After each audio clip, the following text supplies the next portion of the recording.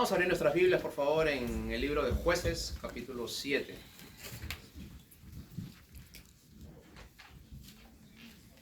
Buenos días a todos los que esta mañana han decidido en su corazón estar aquí en este templo que se abre para alabar al Señor. Jueces, capítulo 7. Amén. Vamos a tomar asiento, por favor, hermanos. Sabe que Dios no mira mucho la posición en la que estamos, sino Él mira el corazón con el que nosotros leemos su palabra, con el respeto, con la reverencia con la que nosotros nos acercamos a Él. Jueces capítulo 7, versículo del 1 en adelante. Amén. Vamos a leer entonces Jueces capítulo 7, versículos del 1 en adelante. El título de esta mañana es ¿Cómo peleas las batallas de tu vida? Jueces capítulo 7, versículo 1. Es el séptimo libro de la Biblia. Y vamos a leer un poquito acerca de la historia de Gedeón, este hombre sobre el cual comenzamos a estudiar la semana pasada, el quinto juez de Israel, y vamos a ver algunas enseñanzas y principios para nuestra vida de fe. Jueces capítulo 7, versículo 1, si usted lo tiene, me lo hace saber diciendo amén. Amén. Levantándose pues de mañana Jerobaal, el cual es Gedeón, y todo el pueblo que estaba con él, acamparon junto a la fuente de Arod, y tenía el campamento de los árabes al norte, más allá del monte de More en el valle. Y Jehová dijo a Gedeón: el pueblo que está contigo es mucho, para que yo entregue a los árabes en su mano. No vaya a ser que los venzan, y el pueblo de Israel se alabe, y vaya en contra mía, diciendo: mi propia mano me ha salvado. Ahora pues, haz pregonar a oídos del pueblo, diciendo: quien tema y se estremezca, quien tenga temor, regrese a su casa en el transcurso de la mañana desde el monte de Galaad. Y los que se volvieron a sus casas temerosos fueron 22,000, y quedaron con Gedeón solamente 10,000. Jehová le dijo a Gedeón al día siguiente: aún los 10,000 son muchos. Llévalos a las aguas, y allí los probaré humillándolos. Y el que diga: yo estaré contigo, ese irá contigo. Más de cualquiera que yo te diga: este varón no irá contigo, el tal no irá. Entonces llevó Gedeón al pueblo a las aguas, y Jehová le dijo a Gedeón: cualquiera que lamiere las aguas con su lengua, como si fuera un perro, a aquel pondrás aparte. Pero aquel que se doblare y bebiere sobre su mano, lo separarás. Y fue el número de los que lamieron llevando el agua con su mano a su boca, 300 hombres. Y todo el resto del pueblo se dobló sobre sus rodillas para beber agua. Entonces Jehová le dijo a Gedeón: con estos 300 hombres que lamieron el agua como un perro, yo los salvaré, y los entregaré a todos los árabes en tu mano. Y todas las demás gente que no quiso hacer lo que yo les pedí, que cada uno se vaya a su respectivo sitio. Oremos y vamos a pedirle al Señor que nos dirija en esta mañana en la exposición de la palabra del Señor, que es viva, eficaz, que llega a partir el alma, el espíritu, y sabe dónde trabajar con cada uno de nosotros. Así que vamos a orar en este tiempo y vamos a pedir al Señor que nos ayude, por favor. Señor, te agradecemos en esta mañana porque hasta aquí nos tienes con bien. Señor, nos diste vida, podemos pararnos sobre nuestros pies, nuestro corazón late, nuestros órganos principales funcionan y todo está diseñado.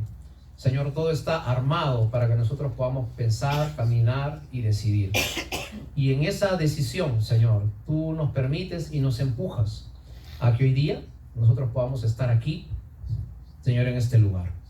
Gracias porque cada vez que venimos aquí nuestra vida de fe se activa. Recibimos una palabra que nos ayuda no solamente a tener fuerzas, sino a ser más sabios en las decisiones que tomamos diariamente. Cuando venimos a tu casa y aprendemos de tu palabra, nos damos cuenta que tenemos que cambiar el carácter, que tenemos que dejar nuestra forma de ser, como nuestra familia fue, como nuestro entorno fue, como fuimos en nuestros países, y tenemos que cambiar a la forma que tú quieres. Es cambiar nuestra forma de ser por convertirnos en ser lo que tú quieres en este año 2023. Así que hoy día te pedimos, Señor, que recibamos tu palabra con un buen corazón, Si algo tienes para decirnos y es para nosotros, que digamos, sí Señor, así lo voy a hacer. Y con esa confianza quedamos en que el maestro eres tú. Quien va a aplicar la palabra eres tú. Yo no puedo cambiar el parecer de nadie. Yo no puedo hacer que alguien deje su camino. Eso solamente lo puedes hacer tú. Pero nosotros confiamos en que tu palabra es un instrumento para ir golpeando nuestro corazón, que muchas veces se endurece en el camino de la vida. Quedamos en tus manos en el nombre de Jesús. Amén. El título de esta mañana del mensaje es ¿Cómo peleas tus batallas? Quería ponerte un ejemplo de la historia universal para que tú puedas aprender un poquito cómo pelear las batallas de tu vida. En el año 1812 hubo un general que tuvo en su corazón conquistar todo el mundo conocido en ese tiempo. Este general se llamaba Napoleón Bonaparte, era francés. Napoleón Bonaparte, no contento con todo el territorio que ya había conquistado, en el año 1812 tuvo la idea de conquistar el país habitado más grande que había en ese tiempo, que era lo que hoy conocemos como Rusia. Entonces Napoleón armó todo su ejército, preparó todas sus artillerías con el propósito de entrar a ese gigantesco país. Cuando Alejandro I, el emperador de Rusia, se enteró que Napoleón iba a llegar a su país, se llenó de miedo. Llamó a sus consejeros, sabía que Napoleón era una persona muy agresiva, muy obsesiva, con mucha estrategia militar, y todo lo que se propuso lo había conquistado. Así que Alejandro I llama a sus sabios, y los sabios le dicen que era imposible realmente pelear contra Napoleón. Ahora, le dan algunos consejos tácticos y Napoleón sale de esa reunión muy defraudado, apesadumbrado, no sabía cómo enfrentar esa nueva batalla que se le había presentado en la vida. Alejandro I se confunde, no sabe qué hacer. Él ve que todo ese territorio, todo su pueblo, toda la nación, todo lo que había construido estaba a punto de ser invadido por Napoleón. A la hora de salir de esa reunión se le acerca un consejero y le dice a Alejandro I, emperador, ¿le puedo dar un consejo? Y le dice, claro, por supuesto, tú eres uno de mis consejeros. En San Petersburgo está la principal iglesia de toda Rusia. Yo creo que lo único que le queda hacer usted, Alejandro I, es ir allá y pedirle a Dios que lo ayude, porque Él es el único que lo puede ayudar.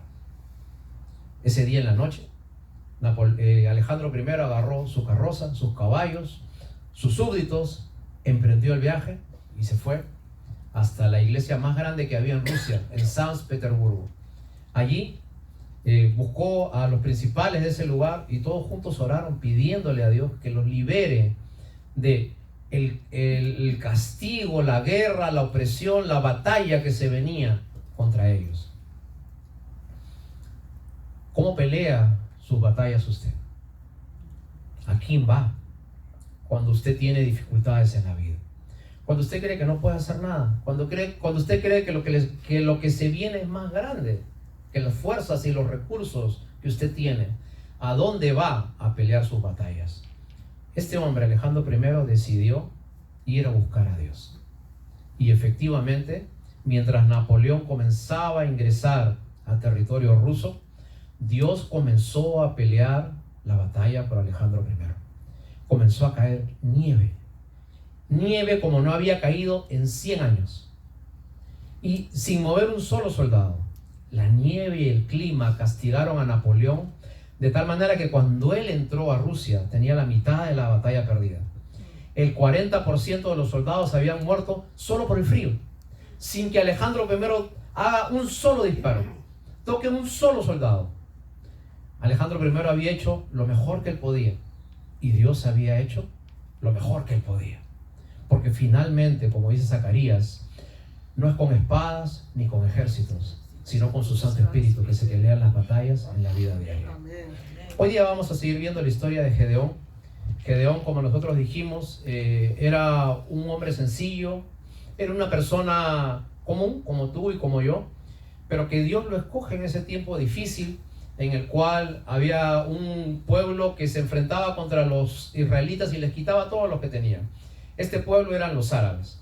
Los árabes andaban en caravanas, eran bandidos, ladrones, que iban de un lugar a otro buscando a quién robar, y tenían un gran ejército y tenían muchos camellos con los que entraban y robaban todo lo que tenían.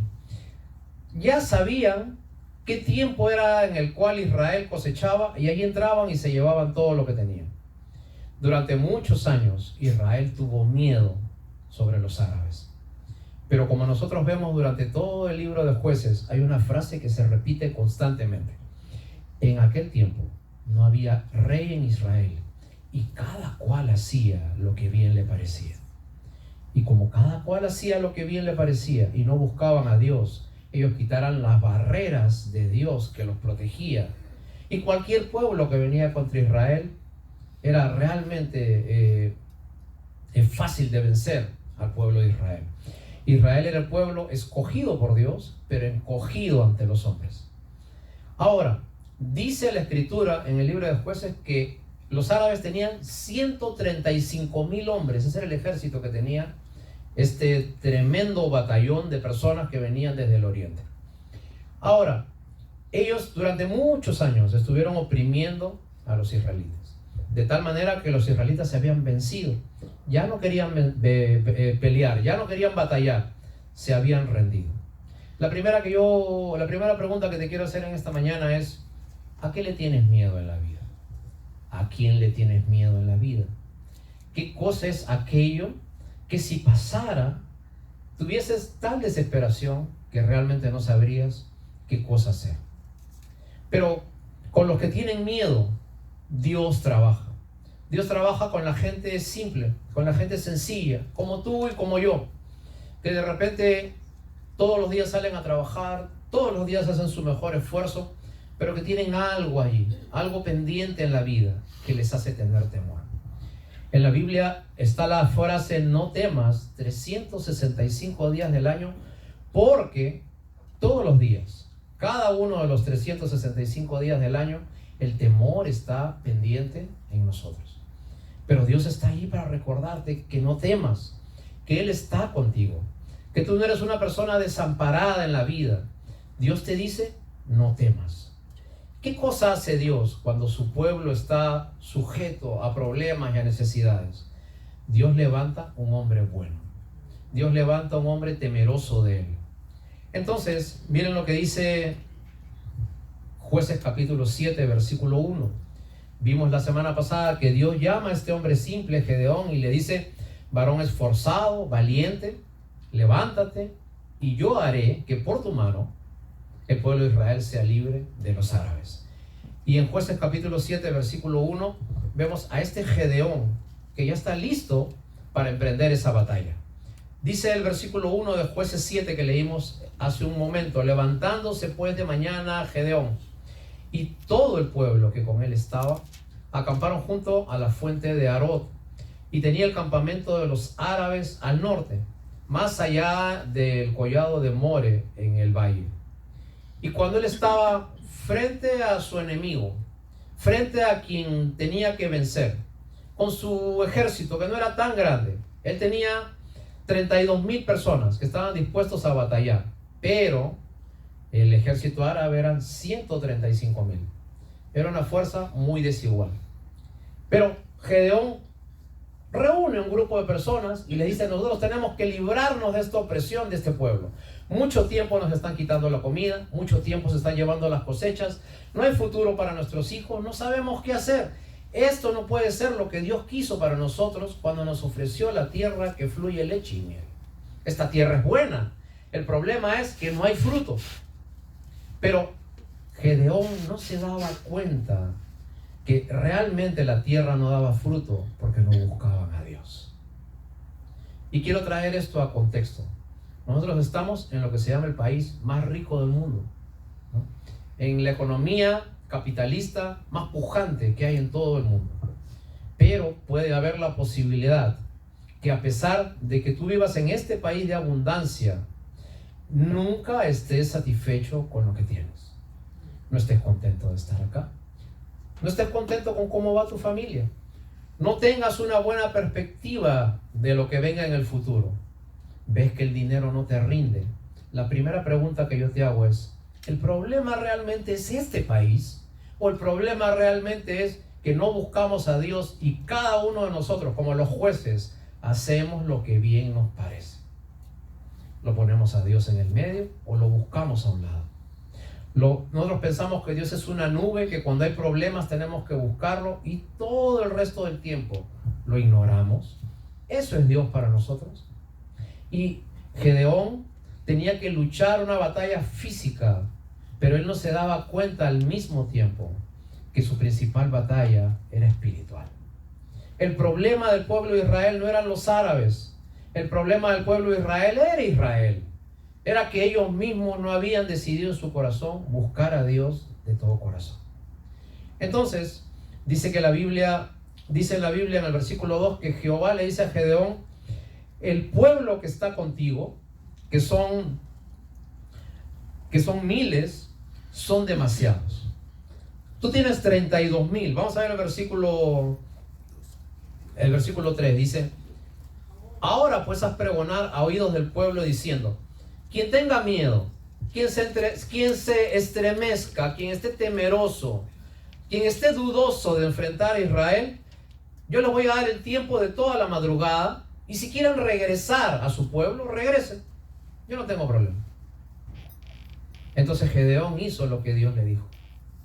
Hizo una sesión y dijo: Dios me ha dicho que si alguien de ustedes tiene miedo de estar aquí, que si alguien de ustedes tiene miedo de morir, que se regresen.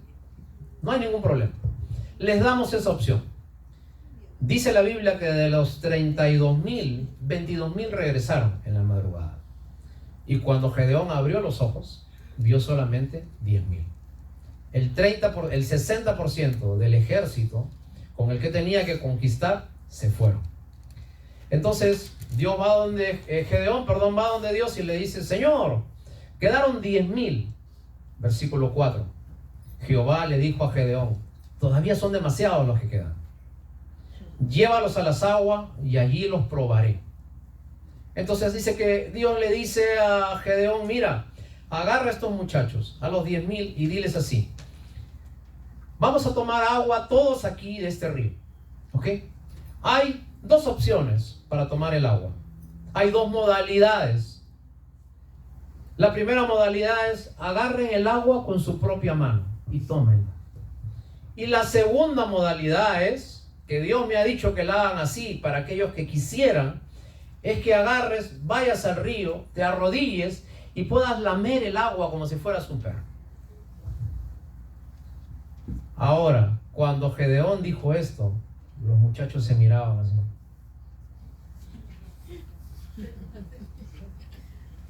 Acuérdate, eran personas que iban a guerrear, eran personas que iban a pelear, ¿no?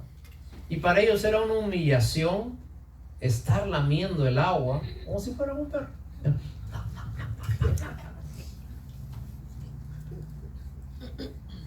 Dice que de los 10,000, 9,700 tomaron el agua con su mano y se la llevaron a la boca.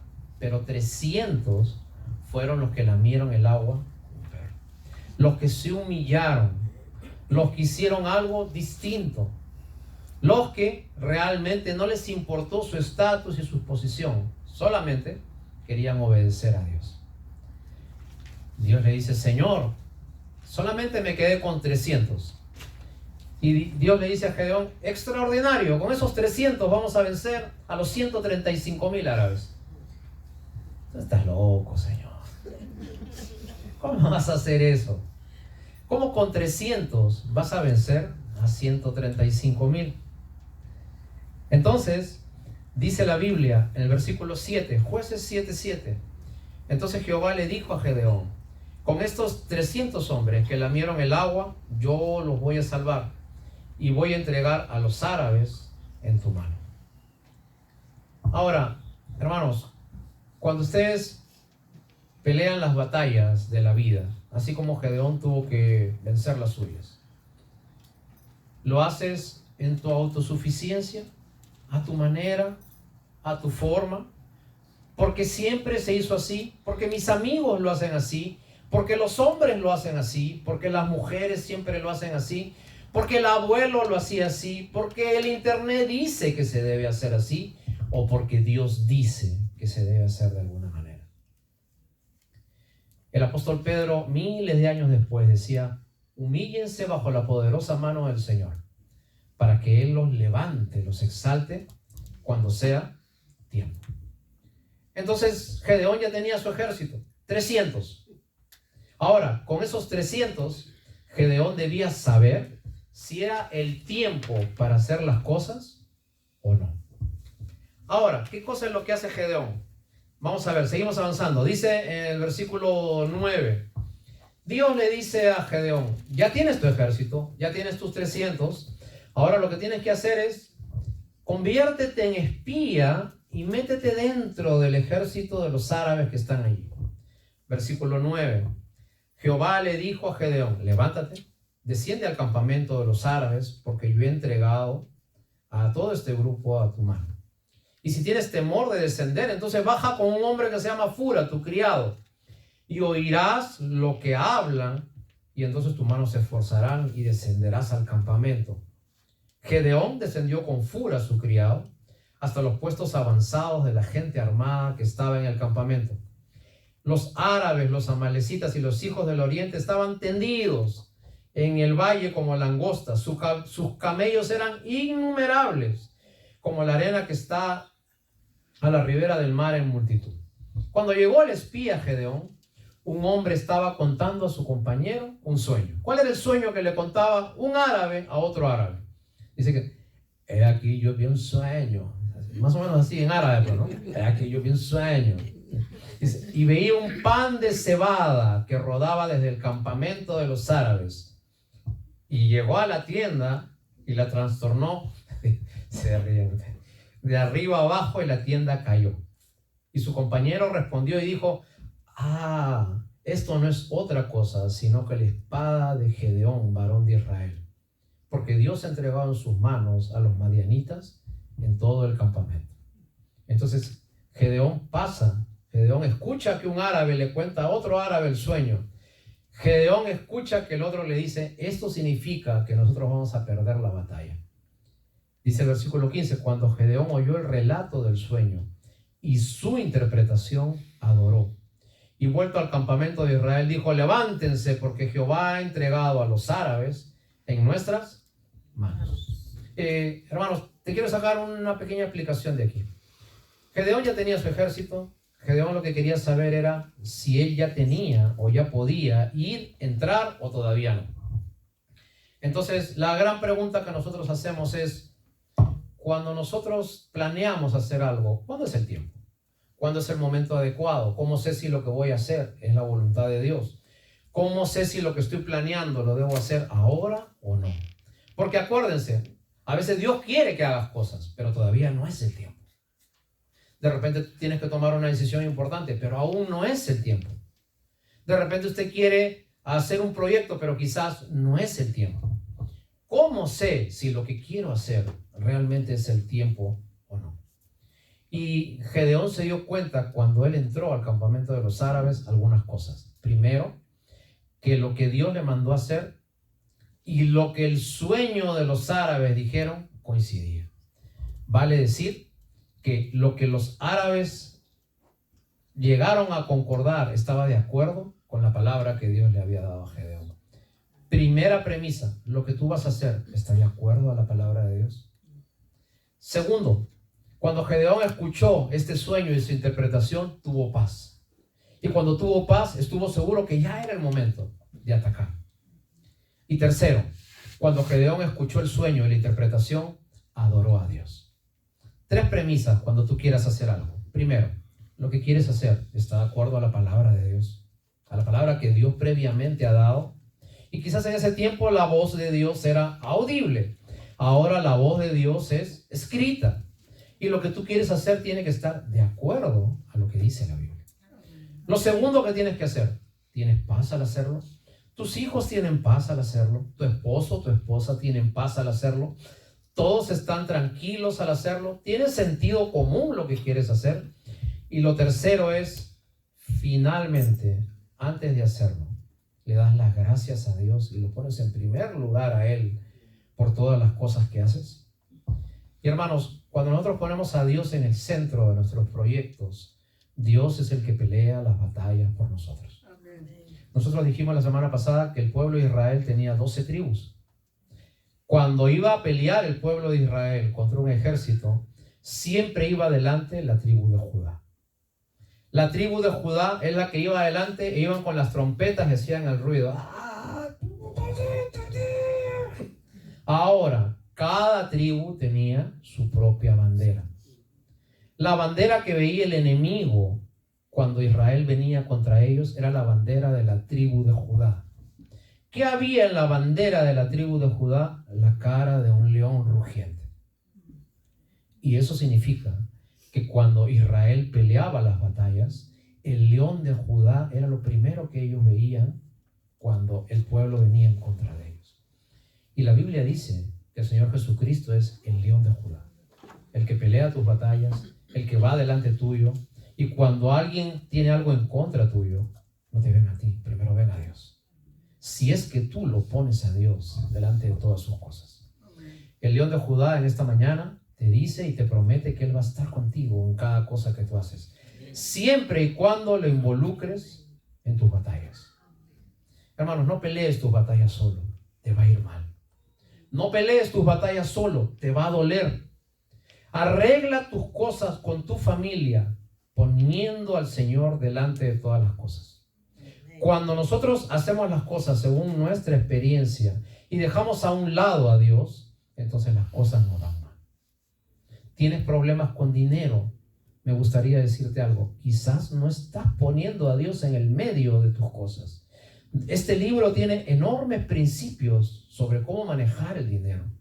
Y si tú lo sigues, Dios te va a ayudar. Pero cuando tú sacas al león de Judá y comienzas a pelear tus batallas y crees que con tu habilidad puedes hacer que las cosas te alcancen, que el banco te dé un préstamo, que tú tengas mejores clientes, etcétera, muchas veces nos golpeamos con la vida. Tú tienes problemas con tu pareja, con tu esposo, con tu esposa.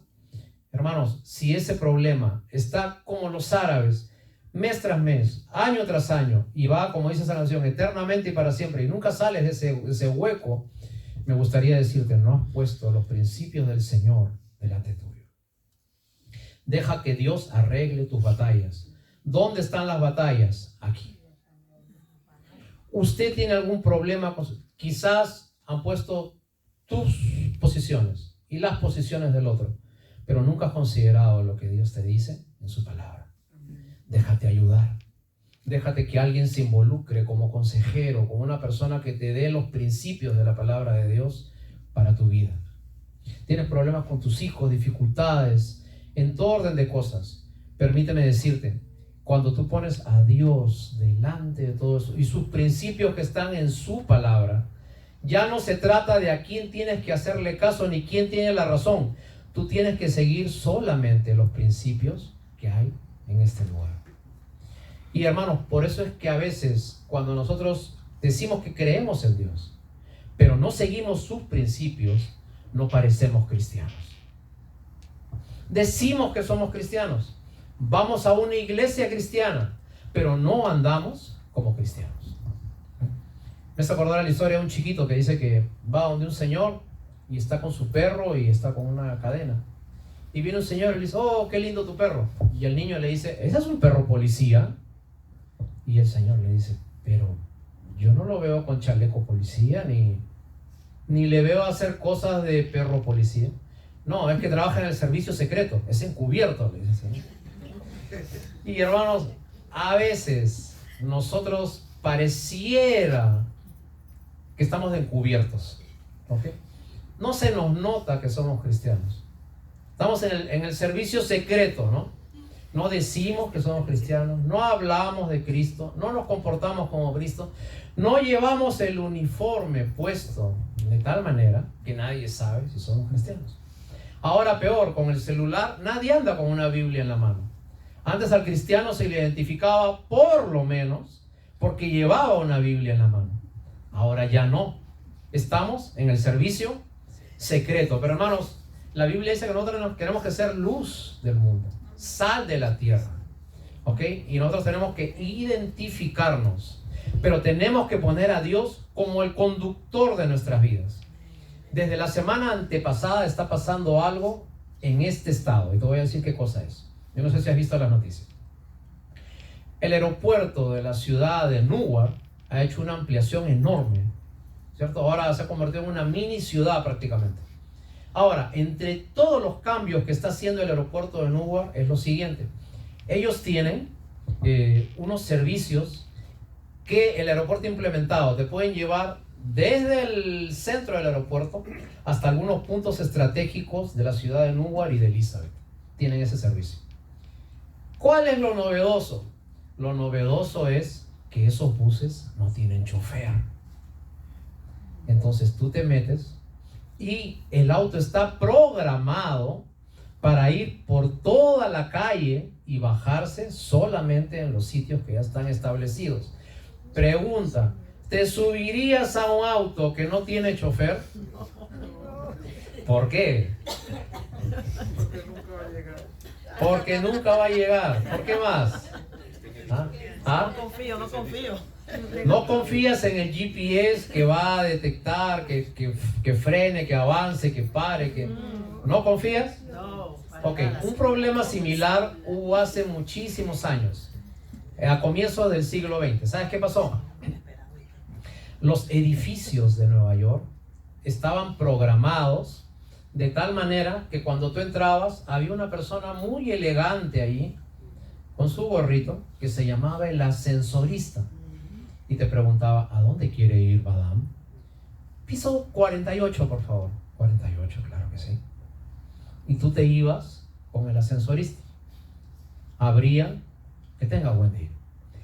Cuando quitaron los ascensoristas y se tenía que mover ese aparato solo marcando el botón, la gente no quería subir. 3 semanas nadie quiso subir al ascensor porque tenían miedo de que se quedara atracado en el medio de su viaje. Ahora para nosotros es una normalidad subirse a un ascensor sin un ascensorista, ¿no es cierto? Correcto. Lo que te quiero decir y a donde quiero llegar es: muchas veces nosotros podemos subirnos al bus de la vida, pero el chofer no está adelante. Y cuando tú no ves al chofer, pasan las reacciones que tú tienes. Te da miedo, te da pánico, no sabes qué va a pasar, no sabes si llegarás, no sabes dónde vas a ir, no sabes si chocarás, andas intranquilo. Puedes vivir, puedes existir, estás sentado, pero tienes tanto miedo de ese viaje porque no ves al conductor adelante que realmente no disfrutas lo que tú estás haciendo. Y en la vida muchas veces podemos entrar, como se dice, al tren del evangelio. Estás allá adentro, ¿no? Pero no disfrutas tu viaje porque no ponemos adelante al que sabe el camino. No ponemos al chofer adelante. No ponemos a Dios adelante. Y estamos empeñados en nuestras cosas. Seguimos avanzando para ir terminando. En el versículo 13. Vamos a ver mejor en el versículo 16. Dice: repartiendo Gedeón los 300 hombres que le habían quedado en 3 escuadrones, dio a todos ellos trompetas en sus manos y cántaros vacíos ardiendo dentro de los cántaros. Y les dijo: miradme aquí y haced como yo hago. He aquí que cuando yo llegue al extremo del campamento, haréis vosotros como hago yo. Yo tocaré la trompeta y todos los que estarán conmigo y vosotros tocaréis entonces la trompeta alrededor de todo el campamento y dirás: por Jehová y por Gedeón. Llegaron pues Gedeón y los 100 hombres que llevaba consigo al extremo del campamento. Versículo 20. Los 3 escuadrones tocaron las trompetas, quebraron los cántaros, tomaron la mano izquierda con las teas y en la derecha las trompetas y gritaron: por la espada de Jehová y por Gedeón. Y se estuvieron firmes cada uno en su puesto alrededor de los campamentos. Versículo 23. Los 300 hombres tocaban las trompetas y Jehová puso la espada de cada uno contra su compañero en todo el campamento. Versículo 24. Gedeón envió mensajeros por todo el monte de Efraín diciendo: defended el encuentro con los árabes. Entonces, hermanos, quería decirles algo. Gedeón, antes de atacar, dividió el ejército a sus pocos hombres, a sus 300, en 3 partes. Uno adelante, uno en el medio y uno atrás. Y esto representa, hermanos, las 3 cosas que debemos hacer nosotros antes de tomar una decisión. Primero, usted tiene que hacer su parte para que Dios haga la suya. Alguien tiene que ir delante y comenzar a hacer el trabajo de todos los días. Segundo, los que estaban en el medio eran los que tenían las provisiones. Y por último, los que estaban atrás eran los vigilantes, los que daban el alerta de lo que debían hacer. En otras palabras, Israel trabajó organizadamente en su proyecto de atacar. Mientras los árabes, dice que vivían tirados en el campamento, eso es lo que vio Gedeón cuando llegó con Fura, todos estaban tirados, relajados, todos estaban echados, ¿no es cierto?, en ese lugar. La pregunta que te hago es, ¿cómo peleas cada día las batallas de la vida? ¿Relajadamente u organizadamente? Pregunta, ¿organizas tu vida? ¿Organizas tu día? ¿Organizas tu economía? ¿Organizas qué es lo que tienes que hacer en la semana? Voy más profundo. ¿Organizas tus cosas? ¿Organizas tu casa? ¿Organizas tu cuarto? ¿Organizas todas las provisiones para la semana? ¿Cómo peleas las batallas de tu vida? Y hermanos, nosotros tenemos que tener estrategias. Los cristianos tenemos buenas intenciones, pero tenemos malas estrategias. Muchas veces no sabemos cómo pelear nuestras batallas. Y dice que Gedeón tuvo esta estrategia. Gedeón fue primeramente de noche. Después dice que rompían los cántaros donde estaban las pequeñas antorchas para que alumbren. Y después iban con trompetas. Entonces los árabes que estaban tirados, relajados, vieron que un grupo de gente venía gritando con trompetas. Y la media luz hacía que ellos no puedan distinguir si el ejército era grande o pequeño. En la confusión de gente, los árabes agarraron sus espadas y comenzaron a matarse unos a otros. Según probabilidades, era más fácil que se maten entre ellos, que eran 135,000, a que puedan distinguir los 300 que llegaban en medio de ellos. Y dice que comenzaron a matarse unos a otros con sus espadas. Dios peleando las batallas por su pueblo. No es con espadas, no es con ejércitos, es con su Santo Espíritu. Hermanos, pregunta, ¿cómo peleas las batallas de tu vida? ¿Pones a Dios en cada cosa que tú haces? ¿Cómo peleas las batallas de tu vida? Con Dios, humillado ante Dios, así como esos 300, con paz, con orden. ¿Cómo peleas las batallas de tu vida? Pregúntate, ¿qué es el problema que tengo todos los días? ¿Qué es ese fastidio que tengo hace mucho tiempo? Si yo te digo, ¿cuál es tu problema? Inmediatamente va a salir un nombre, una persona, una situación.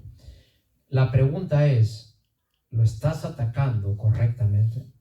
¿Estás poniendo los principios de Dios delante tuyo? ¿O estás dejando que eso corra y corra y corra como los 7 años que los árabes invadieron a los israelitas? Jorge Luis Borges, el escritor argentino, a sus 50 años, después de haber vivido a todo dar, hubo un momento que se paró, reflexionó y escribió lo siguiente. Jorge Luis Borges dijo, he cometido el peor de los pecados que un hombre puede cometer. No he sido feliz. Un hombre que 50 años había hecho todo lo que quiso. Había probado los placeres que le vinieron en gana. Y sin embargo, después de tantos viajes, después de tanta publicidad, después de vender tantos libros, él dice, he cometido el peor de los pecados, no he sido feliz. Pregunta, ¿cómo va tu viaje en este tren que se llama vida? Y hermanos, cuando tú no pones a Dios delante tuyo, y cuando el Señor Jesucristo no ha lavado tu vida, no ha limpiado tu corazón, no te ha hecho una nueva persona, entonces es muy difícil que avancemos. Van a venir árabes tras árabes, robándote tu gozo, robándote tus frutos, robándote tus cosechas. Pero si usted no se humilla, usted no va a estar dentro de ese grupo pequeño de 300, porque muchos son los llamados, pero pocos son los escogidos. Pocos son los que hacen realmente la voluntad de Dios. Usted sabe que hace muchísimos años, cuando alguien se desangraba, estamos hablando de siglos atrás, por observación, la gente se había dado cuenta que la sangre del ser humano salía de las venas. Entonces, conforme fueron avanzando en su curiosidad y con su inteligencia, comenzaron a hacer lo que se llamaba las transfusiones de sangre. Y comenzaron a poner sangre para recuperar la sangre que habían perdido. Ahora, se dieron con la sorpresa que a pesar que les inyectaban sangre, igual la gente seguía muriendo. No se habían dado cuenta de algo que se descubrió más tarde. Hay distintos tipos de sangre.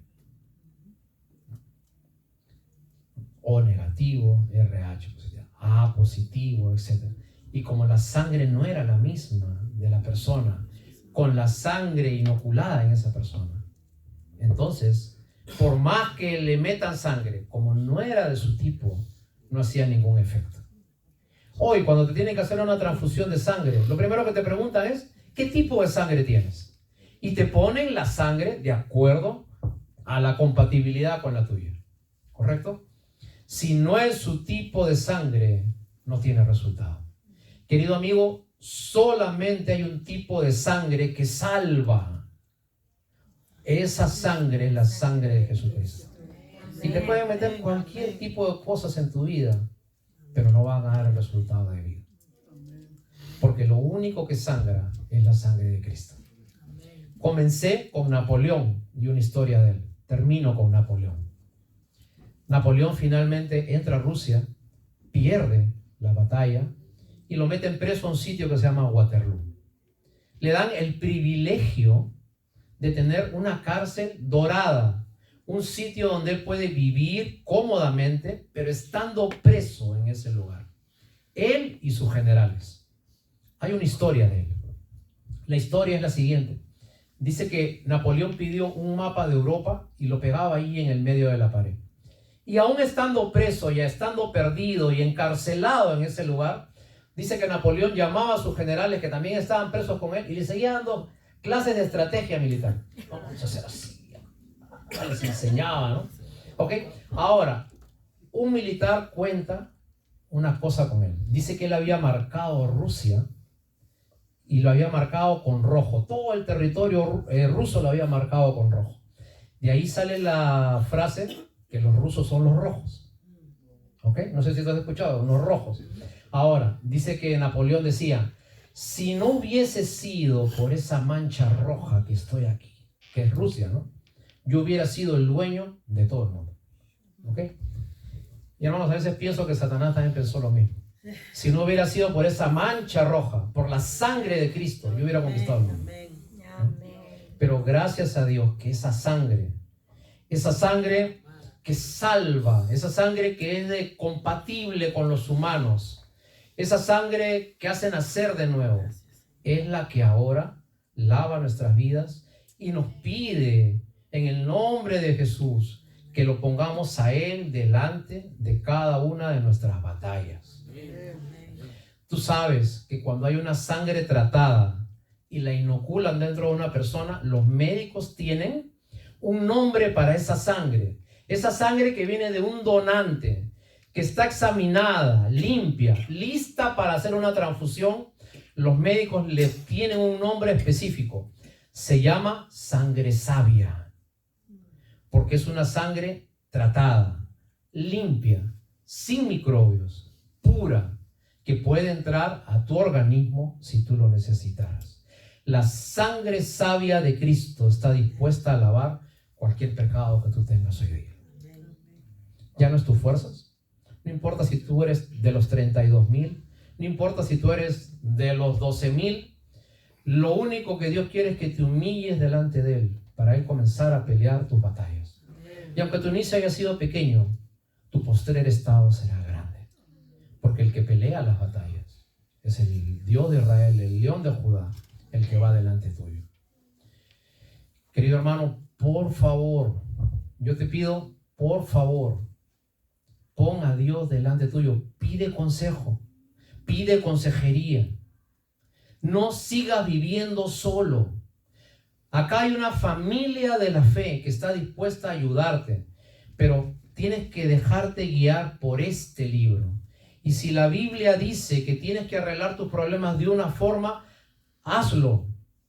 Te vas a humillar, te va a doler, pero vas a vencer a tu árabe que está quitándote tu fruto y tu gozo durante muchos años.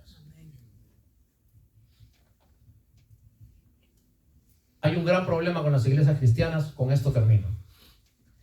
Las iglesias cristianas tienen un gran problema, hermanos. Yo te estoy hablando 40 años en iglesia cristiana. El gran problema en las iglesias cristianas es que estamos empeñados en creer que nuestro trabajo es hacer reuniones. Y año tras año queremos hacer reunión tras reunión, tras reunión, tras reunión. Cultos, reuniones, celebraciones, conferencias, campamentos, cumbres, llámale el nombre que quieras. Pero en las iglesias cristianas no nos están enseñando a pelear nuestras batallas del día a día.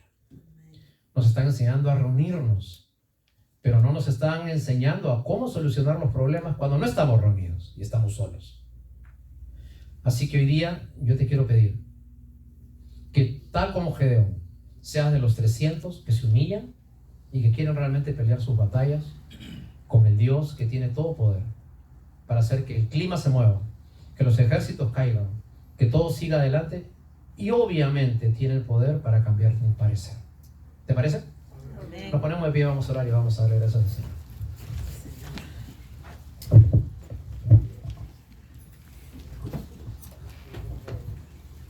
Oremos, por favor. Señor, en esta mañana te damos gracias por tu palabra. Gracias porque la historia de Gedeón finalmente nos enseña que, Señor, nosotros muy poco podemos hacer con nuestras propias fuerzas. El hombre, la historia nos ha demostrado, cae una y otra vez en su propio empeño de ser feliz, de arreglar el mundo, de cambiar la sociedad, cuando finalmente lo único que nosotros podemos cambiar es nuestra vida, cuando te la entregamos a ti y tú la haces nueva, limpia, transparente, y las cosas viejas pasan y todas son hechas nuevas. Así que te pido por mí y por mis queridos hermanos, por los que han de escuchar este mensaje en las redes sociales, para que nosotros hagamos cambios firmes y permanentes, para que constantemente, Señor, nosotros podamos parecernos un poco más a ti. En el nombre de Jesús te lo pedimos. Amén.